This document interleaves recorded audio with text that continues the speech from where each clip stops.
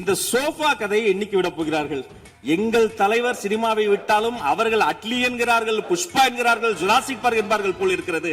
நான் ஒன்று சொல்லிக் கொள்கிறேன், இந்த 40 நாட்களும் பார்த்து விட்டேன், ஏமாற்றம் மட்டும்தான் மிச்சம் என்று அவர் சொன்னார். ஆனால் மக்கள் திமுகவினுடைய 40 நாள் அல்ல 5 ஆண்டுகளையும் பார்த்துவிட்டு அந்த வந்த ஏமாற்றத்தால் தான் இப்படி ஒரு தீர்ப்பை எங்களுக்கு வழங்கி இருக்கிறார்கள். கோயில் பிரச்சனையை முத்தமிழறிஞர் டாக்டர் கலைஞரினுடைய வசனத்தையே சொல்கிறேன். நாங்கள் கோயில் கூடாது என்று சொல்லவில்லை, கோயில் கொடியவர்களின் கூடாரமாக மாறிவிடக் கூடாது என்றுதான் சொல்லுகிறோம். மிகு புரட்சி தலைவி அம்மா அவர்கள் இதே மாமன்றத்தில் சொன்ன ஒரு வரியை சுட்டிக்காட்ட ஆசைப்படுகிறேன். இந்த மாமன்றத்திலே தமிழ்நாட்டிற்கு மின்சார தடையை அறிமுகம் செய்த திமுக அதற்கு மின்சார தடையை பற்றி பேசுகிறது என்று அவர் கேட்டார். சட்டம் ஒழுங்கு பிரச்சனையை பற்றி பேசுகிறவர்களுக்கு அண்ணா பல்கலைக்கழகம் நினைவுக்கு வரவில்லையா? ரிப்பன் மாளிகைக்கு அட்ரஸ் தெரியலையா? எப்படி போக வேண்டும் என்ற பாதை தெரியவில்லையா? தமிழ்நாடு எத்தனையோ திருடர்களை பார்த்திருக்கிறது. அலிபாபாவும் 40 திருடர்களையும் கூட பார்த்திருப்பீர்கள். அலிபாபாவும் பியூஸ் கேரிய திருடர்களையும் இப்போதுதான் எங்களுடைய மின்சாரத்துறை அமைச்சர் பார்த்துக் கொண்டிருக்கிறார். யார் அந்த மேலிடம் என்று கேட்பவர்களுக்கு யார் அந்த சார் என்பது நினைவுக்கு வரவில்லையா என்பதை உங்கள் மூலமாக நான் கேட்டுக்கொள்கிறேன். கலைஞர் வண்ண தொலைக்காட்சி கொடுத்தார்கள், அந்த நாட்களை பார்க்க முடியாது. கலைஞர் வண்ண தொலைக்காட்சி கரண்ட் இல்லாம கரப்பு இல்லையா, பிளாக் அண்ட் ஒயிட்டாவே போன அந்த காலங்களை எல்லாம் மறந்து விட்டு சொன்னீங்க. கடைசியில புஷ்பா பட ஆட்சியை கொடுத்திருக்கீங்கன்னு குறிப்பிட்டு பேசியிருந்தேன். அந்த அளவுக்கு குதிரை பேரம் தொடர்ந்து நடந்துகிட்டு இருக்கு. அப்படி பேசின அப்புறமாவது எதிர்கட்சி தலைவர்களுக்கு குதிரை பேரம் கழுதை பேரம் என்பதை பற்றி எல்லாம் பேசுவதற்கு இடமல்ல. இது ஆதாரம் இல்லாமல் எந்த பேரத்தை பற்றி பேசுவதை நான் அனுமதிக்க முடியாது. முழுக்க இருக்கக்கூடியவர்களை நான் முதல்வன் என சொல்ல வைத்துவிட்டு ஒரே ஒரு குடும்பத்தில் மட்டும் முதல்வர்கள் வந்து கொண்டிருக்கின்ற போக்கை மாற்றுவதற்காக தான் இப்படி ஒரு சட்டமன்றம் அமைந்திருக்கிறது. ஒரு செய்தி விளம்பரத்துறை அமைச்சர் என்ற முறையில் இந்த மாமன்றத்தில் மதிப்பிற்குரிய எதிர்க்கட்சி தலைவர் அவர்கள் சொன்ன சில செய்திகளுக்கு சில வரி விளக்கங்களை உங்கள் மூலமாக வழங்க விரும்புகிறேன். தன்னுடைய பேச்சிலே மாண்புமிகு எதிர்க்கட்சி தலைவர் அவர்கள் சில விளக்கங்களை ஆக்கப்பூர்வமாக ஆதாரத்தோடு கூறியிருந்தால் அதை குறிப்பெடுத்து அதன்படி இந்த தமிழ்நாடு அரசு தன்னுடைய திசைவழி போக்கை சரியான முறையில் செலுத்திக் கொள்ள தயாராக தான் இருக்கிறது. நான் முதல்வன் திட்டத்தை முடக்குவதற்கோ மாற்றுவதற்கோ எங்களுக்கு எந்த திட்டமும் இல்லை. ஆனால் சில விஷயங்களை தெளிவுபடுத்த வேண்டும். 40 நாள் விரதம் முடிப்பது போல 40 நாட்கள் ஆட்சியை இந்த தாவேக அரசு நிறைவு செய்திருக்கிறது. இந்த 40 நாட்களும் பார்த்து விட்டேன், ஏமாற்றம் மட்டும்தான் மிச்சம் என்று அவர் சொன்னார். ஆனால் மக்கள் திமுகவினுடைய 40 நாள் அல்ல 5 ஆண்டுகளையும் பார்த்துவிட்டு அந்த வந்த ஏமாற்றத்தால் தான் இப்படி ஒரு தீர்ப்பை எங்களுக்கு வழங்கி இருக்கிறார்கள். ஆளுநர் மகிழ்ச்சி, அமைச்சர்கள் மகிழ்ச்சி, ஆளுநர் மகிழ்ச்சி என்றெல்லாம் சொன்னார். இந்த அரசில் தமிழ்நாடு மக்கள் மகிழ்ச்சியாக இருக்கிறார்கள் என்பதை தான் இன்றைய சட்டமன்றத்தினுடைய போக்கு காட்டுகிறது. நான் முதல்வன் திட்டத்தை பொறுத்தவரை தமிழ்நாடு முழுக்க இருக்கக்கூடியவர்களை நான் முதல்வன் என சொல்ல வைத்துவிட்டு ஒரே ஒரு குடும்பத்தில் மட்டும் முதல்வர்கள் வந்து கொண்டிருக்கின்ற போக்கை மாற்றுவதற்காக தான் இப்படி ஒரு சட்டமன்றம் அமைந்திருக்கிறது. தமிழ்நாடு வரலாற்றில் முதல் முறை முதலமைச்சர் மட்டுமல்ல, மாண்புமிகு சி ஜோசப் விஜய் அவர்கள் முதல் முறையிலேயே முதலமைச்சராக இருக்கிறார். அவருக்கு பிறந்தநாள் வாழ்த்துக்களையும் சொல்லிக் கொண்டு நிதி ஆயோக் கூட்டத்தில் மாண்புமிகு முதல்வர் சொன்னதெல்லாம் 40 நாட்கள் நீங்கள் செய்திருக்க முடியாது, அது திமுக தான் காரணம் என்று சொன்னார்கள். நானும் அதை தான் சொல்கிறேன். இன்று அவர் சொன்ன சட்டம் ஒழுங்கு, போதை பொருள் எல்லா பிரச்சனைக்கும் 5 ஆண்டு காலமாக அவர்கள் செய்த திமுக ஆட்சி தான் காரணமாக இருக்க முடியும் என்பதையும் சுட்டிக்காட்டிக் கொள்கிறேன்.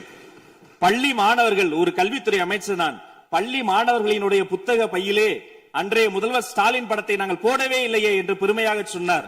அப்புறம் ஏன் சார் லேப்டாப்ல மட்டும் அந்த படத்தை போட்டீங்க? நீங்க லேப்டாப்பில் போட்ட படத்தை எங்கள் மாணவர்கள் திண்ணர் வைத்து அழித்து விட்ட காட்சிகளும் சமூக வலைதளத்தில் பார்த்துக் கொண்டுதான் இருக்கிறோம். ஒரு வரியில் சொல்லுகிறேன், கோயில் பிரச்சனையை முத்தமிழறிஞர் டாக்டர் கலைஞரினுடைய வசனத்தையே சொல்கிறேன். நாங்கள் கோயில் கூடாது என்று சொல்லவில்லை, கோயில் கொடியவர்களின் கூடாரமாக மாறிவிடக் கூடாது என்றுதான் சொல்லுகிறோம். தூய்மை தொழிலாளர்களை இன்றே பார்த்து விட்டதாக முன்னாள் முதல்வர் பார்த்து விட்டதாக சொல்கிறார்கள். எங்கள் கேள்வியே அதுதான். 10 நாட்கள் ஒரு வாய் சாப்பிடாமல் உண்ணானும் இருந்த போது நானும் எனது சகோதரர்கள் அண்ணன் ஆனந்தும் மாதவம் போய் பார்த்தோமே. இன்று தூய்மை தேவதைகளை பார்க்கிற திரு ஸ்டாலின் அவர்கள் அன்னைக்கு ஏன் சார் பார்க்கல? ரிப்பன் மாளிகைக்கு அட்ரஸ் தெரியலையா? எப்படி போக வேண்டும் என்ற பாதை தெரியவில்லையா? தமிழ்நாடு எத்தனையோ திருடர்களை பார்த்திருக்கிறது. அலிபாபாவும் 40 திருடர்களையும் கூட பார்த்திருப்பீர்கள். அலிபாபாவும் ஃபியூஸ் கேரியர் திருடர்களையும் இப்போதுதான் எங்களுடைய மின்சாரத்துறை அமைச்சர் பார்த்துக் கொண்டிருக்கிறார். அதை குறித்த நடவடிக்கை எடுக்கப்பட்டுக் கொண்டிருக்கிறது. அவர்கள் மின்வெட்டை குறித்து சொன்னதற்கு மாண்புமிகு புரட்சி தலைவி அம்மா அவர்கள் இதே மாமன்றத்தில் சொன்ன ஒரு வரியை சுட்டிக்காட்ட ஆசைப்படுகிறேன். இந்த மாமன்றத்திலே தமிழ்நாட்டிற்கு மின்சார தடையை அறிமுகம் செய்த திமுக அதற்கு மின்சார தடையை பற்றி பேசுகிறது என்று அவர் கேட்டார். கலைஞர் வண்ண தொலைக்காட்சி கொடுத்தார்கள், அந்த நாட்களை பார்க்க முடியாது. கலைஞர் வண்ண தொலைக்காட்சி கரண்ட் இல்லாம கரப்பு இல்லையா பிளாக் அண்ட் ஒயிட்டாவே போன அந்த காலங்களை எல்லாம் மறந்துவிட்டு ஆதாரம் இல்லாமல் உண்மைக்கு புறமான செய்திகளை மாமன்றத்தில் அவர்கள் சொல்வதை இதோடு நிறுத்திக் கொள்ள வேண்டும். நேரலையை குறித்து கேட்டார்கள். எனக்கு ஆச்சரியமாக இருக்கிறது. 3 ஆண்டு காலமாக ஒரு தொழில்நுட்ப கோளாறாக அன்றைய சபாநாயகர் நேரலையை இருட்டடிப்பு செய்து விட்டார். ஆனால் இன்று மாண்புமிகு சபாநாயகர் நேரலையை கொடுத்துக் கொண்டிருக்கிறார். அவருக்கு எங்கள் சார்பாகவும் நன்றியை கூறிக்கொண்டு விவசாயிகளை குறித்து இந்த மாமன்றத்தில் ஒன்று சொல்கிறேன். தமிழ்நாடு வரலாற்றிலேயே விவசாயிகளினுடைய சங்கத்தின் தலைவர்கள் மீது குண்டாஸ் போட்ட ஒரு சர்க்கார் திமுக சர்க்கார். ஆனால் அவர்கள் கண்ணீரை போக்க நாங்கள் போராடி கொண்டிருக்கிறோம். அரசு பள்ளிகளில் எந்த கட்சிக்காரர்களும் அது தாவேக்காரர்களாக இருந்தாலும் சரி பள்ளி மாணவர்களை தொந்தரவு செய்யாதீர்கள் என்று சொன்னதோடு மட்டுமல்ல, பெருமையோடு சொல்கிறேன், எங்கள் கட்சியினுடைய ஒன்றிய செயலாளர் அரசு பள்ளியில் சென்று ரீல்ஸ் எடுத்ததற்காக நேற்றைய தினம் கட்சியை விட்டு நீக்கியிருக்கிறார் என்னுடைய பொதுச் செயலாளர். சட்டம் ஒழுங்கு பிரச்சனையை பற்றி பேசுகிறவர்களுக்கு அண்ணா பல்கலைக்கழகம் நினைவுக்கு வரவில்லையா? அண்ணா நகரில் பெத்த பிள்ளைக்கு கொடுமை நடந்ததற்கு கம்ப்ளைண்ட் கொடுக்க வந்த அப்பா அம்மா மீதை அடித்து துன்புறுத்தியது நினைவுக்கு வரவில்லையா? யார் அந்த மேலிடம் என்று கேட்பவர்களுக்கு யார் அந்த சார் என்பது நினைவுக்கு வரவில்லையா என்பதை உங்கள் மூலமாக நான் கேட்டுக்கொள்கிறேன். இடையில் ஆங்கிலத்தில் ஒரு விஷயம் சொன்னார், to remain silent. I want to quote Walter. I may not agree with what you are saying, but I am ready to give my life to defend your right to say it. எதிர்க்கட்சிகளினுடைய கருத்துகளையும் அரவணைக்கக்கூடிய மாமனிதர் இந்த மன்றத்தில் முதல்வராக உட்கார்ந்து கொண்டிருக்கிறார். ஆக்கப்பூர்வமான விமர்சனங்களை சொல்வீர்கள் என்று பார்த்தால் திரும்ப அரசியல் விமர்சனங்களை மட்டுமே சொல்லிக் கொண்டிருக்கிறீர்கள். இந்த சோஃபா கதையை என்னைக்கு விட போகிறார்கள்? எங்கள் தலைவர் சினிமாவை விட்டாலும் அவர்கள் அட்லி என்கிறார்கள், புஷ்பா என்கிறார்கள், ஜுராசிக் பார்க் என்பார்கள் போல் இருக்கிறது. நான் ஒன்று சொல்லிக் கொள்கிறேன், அந்த சோஃபா அவர்கள் வாங்கியது, அவர்களினுடைய வசதி கருத்து வாங்கியது. மதிப்பிற்குரிய அண்ணன்களை நீங்கள் சிறுமைப்படுத்தக் கூடாது. ஆனால் ஒன்று உறுதி, எந்த காரணம் கொண்டும் பார்க்க வருகிற கூட்டணி தலைவர்களுக்கு மட்டும் பிளாஸ்டிக் சேர் போட்டதை போல சிறுமைப்படுத்தக்கூடிய கட்சி தமிழக வெற்றி கழகம் இல்லை என்பதையும் நேரத்தில் நான் தெரிவித்துக் கொள்கிறேன். சிங்க பெண்களை குறித்து அன்றே விழிவாக தெளிவாக அழகாக நான் கூறிவிட்டேன். சிங்க பெண்கள் இந்த நாட்டினுடைய தமிழ்நாடு அரசினுடைய பொக்கிஷம். அவர்களை குறித்து மீண்டும் மீண்டும் இப்படி சிறுமைப்படுத்தி பேசியதற்காக மாண்புமிகு பேரவைத் தலைவர்கள் அதை கண்டிக்க வேண்டும்.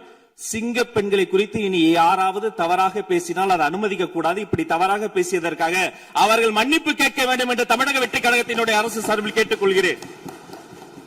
வாக்குறுதிகளை பற்றியெல்லாம் பேசினார்கள். பொதுவாக வாக்குறுதிகள் சர்வதேச அளவில் பொலிட்டிக்கல் பினாமினல் எப்படி உருவாகிறது?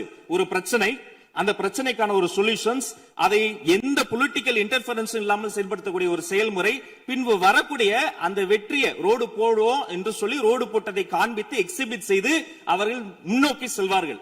ஆனா இங்க பொறுத்த வரைக்கும் நாம தமிழ்நாட்டில் இதுவரைக்கும் ஆண்டவர்கள் பிரச்சனையை ஐடென்டிஃபை பண்ணி சொல்லவே மாட்டாங்க. ஏன் தெரியுமா? அந்த பிரச்சனையே அவங்கதான், அவங்களே அவங்களை ஐடென்டிஃபை பண்ணி எப்படி சொல்ல முடியும்? சரி, அதுக்கு பாசிபிள் சொல்யூஷன் சொல்லி பொலிட்டிக்கல் இன்டர்ஃபரன்ஸ் இல்லாம அதை செயல்படுத்த முடியுமா? ஒரு முனிசிபல் கவுன்சிலர் தொடங்கி மாண்புமிகு அமைச்சரினுடைய வீட்டில் இருக்கிறவர்கள் வரைக்கும் கமிஷன் மீது கமிஷன் அடித்து அந்த ப்ராஜெக்டே முடியாது. கடைசியில் எதை விளம்பரம் செய்வது? அந்த திட்டத்தினுடைய வெற்றியா எதை விளம்பரம் செய்வது என்றே தெரியாமல் தங்கள் தலைவரை, அதுவும் ஒரு குடும்பத்தை மட்டுமே வெறித்தனமாக விளம்பரம் செய்து செய்தி விளம்பரத்துறையின் கஜானாவை துடைத்து வைத்து சென்றிருக்கிறார்கள் என்பதையும் இந்த மாவட்டத்துக்கு தெரியப்படுத்த நான் கடமைப்பட்டிருக்கிறேன். இன்னும் ஒவ்வொரு வரியிலும் ஆக்கப்பூர்வமாக அறிவியல் பூர்வமாக எதையாவது சொல்வார்களும் நான் தேடி தேடி பார்த்தேன். அவராக 40 நாட்கள் தேடி பார்த்து ஏமாற்றம் அடைந்தார். நான் 40 நிமிடத்திலேயே ஏமாற்றம் அடைந்து விட்டேன். இதை சொல்ல வேண்டும் என்று சொன்னால் ஒரு நகைச்சுவை காட்சியில் சொல்வதை போல அதுல ஒண்ணுமே இல்ல, கீழே போட்டுருங்க. நன்றி சட்டப்பேரவை தலைவர் அவர்களே.